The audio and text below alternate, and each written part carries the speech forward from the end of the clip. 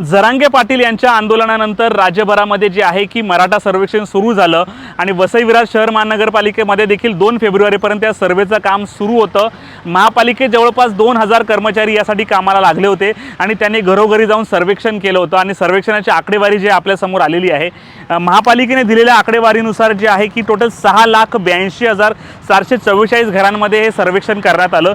त्यातील जे आहेत की ओपन कॅटेगरीतले लोक जे आहेत म्हणजे ते आहेत 65,725 लोक जे आहेत ते ओपन कॅटेगरीतले आहेत, तर 6,16,719 लोक जे आहेत की इतर जातीतले आहेत म्हणजे त्यात ओबीसी, एससी, एनटी अशा इतर जातीतले लोक आहेत।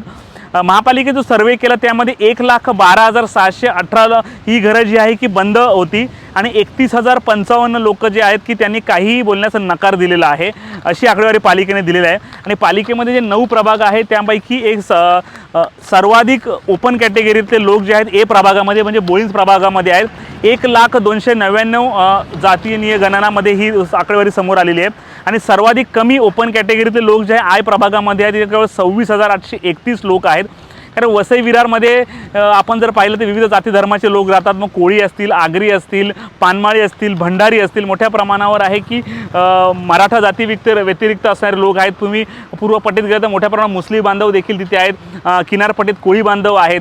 त्यामुळे वसई विरार परिसराचं जर एकंदर आकडेवारी जर पाहिली तर वसई विरार परिसरामध्ये जे आहेत की मराठा बांधव हे फार कमी प्रमाणात पाहायला मिळतात। HP लाईव्हसाठी प्रवीण नलावडे, वसई।